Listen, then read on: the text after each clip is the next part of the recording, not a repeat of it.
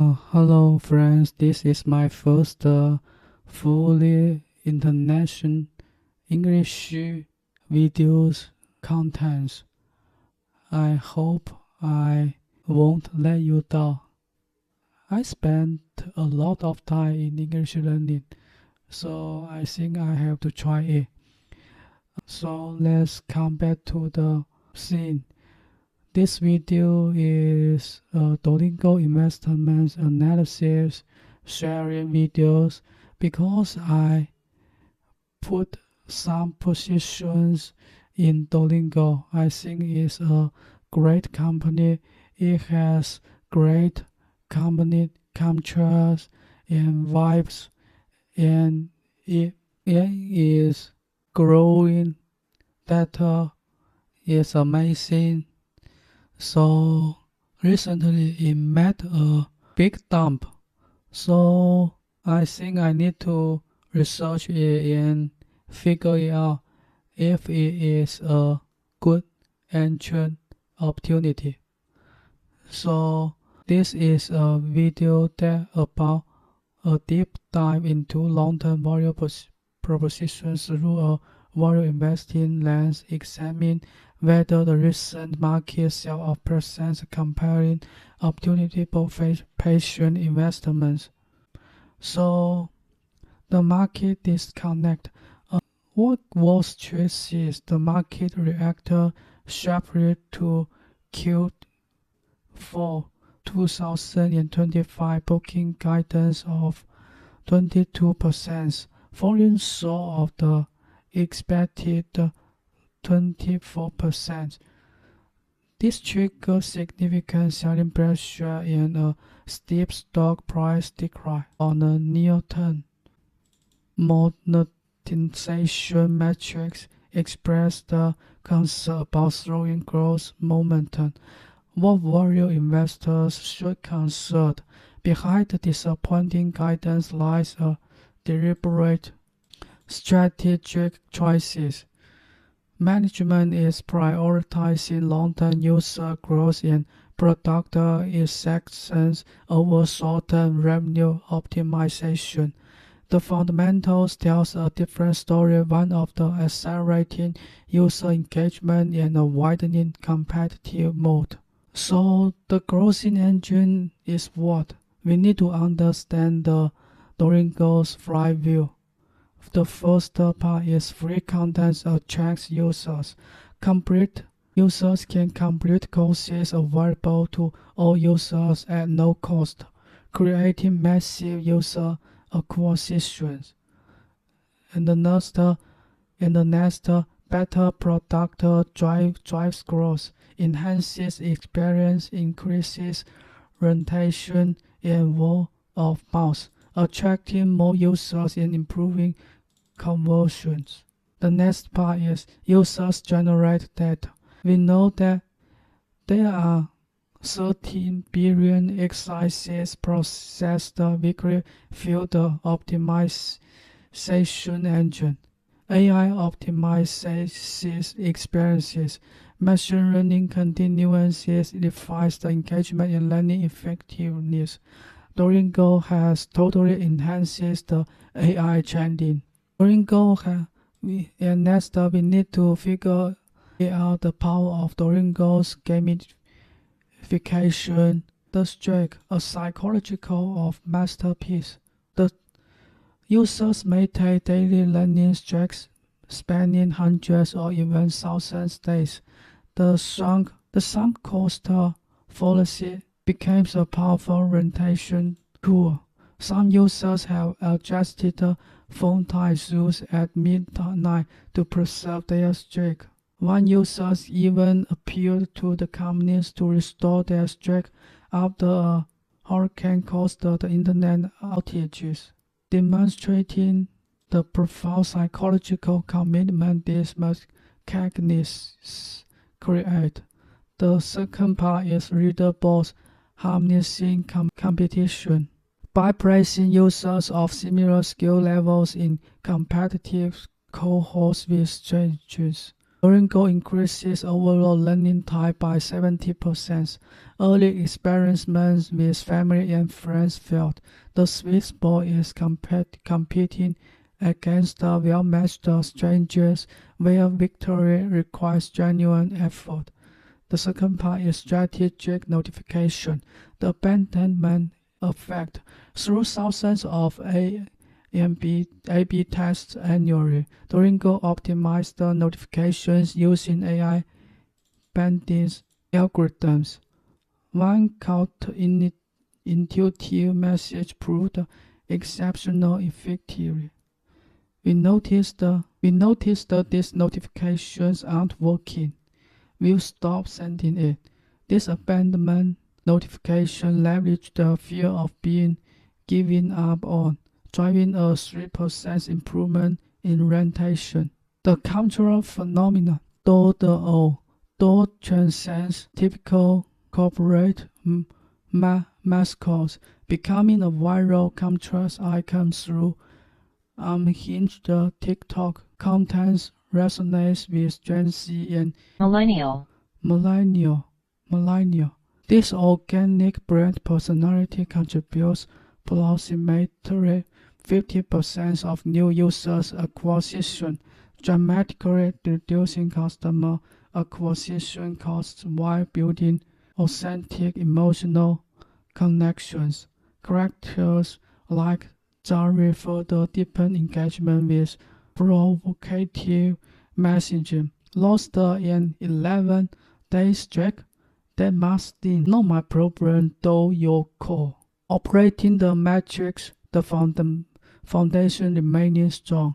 Monthly active users still has 135 million. It keeps 20% year-over-year growth, and daily active users still is 50.5 million. It shows sustained engagement at scale. And there are 11.5 million paid subscribers. It shows 34% year-over-year growth.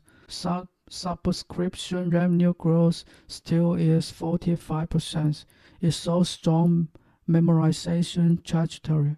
While Q4 booking guidance of 22 disappointed Wall Street 24% expectations, the core users metrics demonstrate accelerating growth.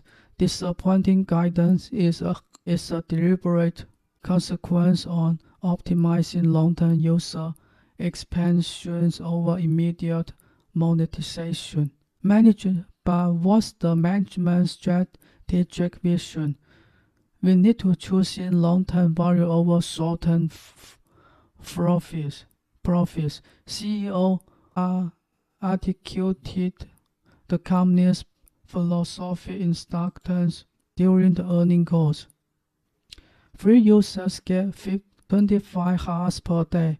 We could run an experiment reducing it to 24, but we know this will make us more money. But no, if it would decrease daily active users. We are choosing not to do that experiment right now. The mirror strategies employed by Amazon, Netflix, and Uber during their growing phases, prioritizing market dominance and user base expansion, confident that monetization will follow natural once the platform achieves massive scale. Expanding beyond language, the everything strategy. Listen to launches of math, music, and even chess courses serve a dual purpose. Expand the Duolingo is expanding total addressable market. Gamified learning methodology works universally. The ultimate goal is becoming the world's largest and the most diverse educational platform serving billions of users globally. So what's the competitive mode? 3 reframing layers. The first layer is habit and psychological login. This track system creates extremely switching costs. Users aren't abandoning an app, they are abandoning hundreds of thousands of days of effort and self-identity.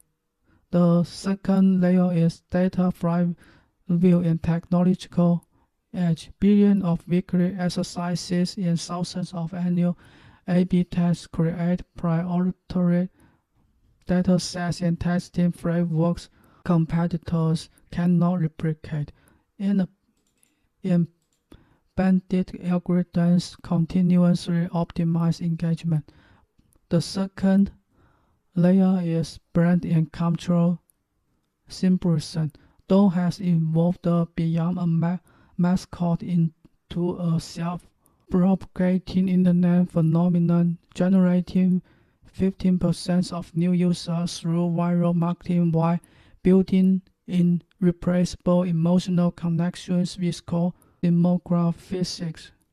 So the Duolingo is also defending against the AI disruption, the motivation mode. Learning a language requires years of sustained motivation. Precisely the pay point Duolingo's gamification solves and the generic AI tools like ChatGPT cannot address. You can practice conversations with ChatGPT, but it cannot systematically sustain your commit over years.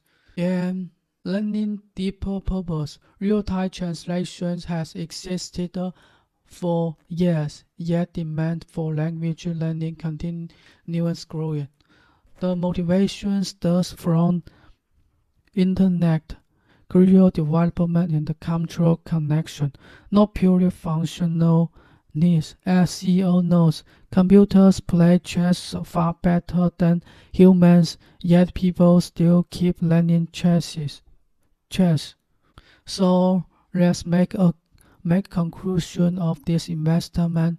The first part is global education is an enduring massive market. Duolingo dominates language learning while expanding into math, music, and beyond. Lengthening the runway considerable. The second part is the think so slow. The revenue and paid subscribers growing at 45% and 34% respectively. Management investors graze into lengthening the slope of rather than maximizing near-term profits through compound thinking. And where's the opportunity? The market panic over a 2% booking miss has created potential mispricing for patient investors. This connector between Mr. Market's voting machines and the business actual weight may present a comparing entry point. Here's the key risks to monitor. Execution of AI-first strategic. Potential user growth deceleration in long-term monetization effectiveness. Position sizing remains critical.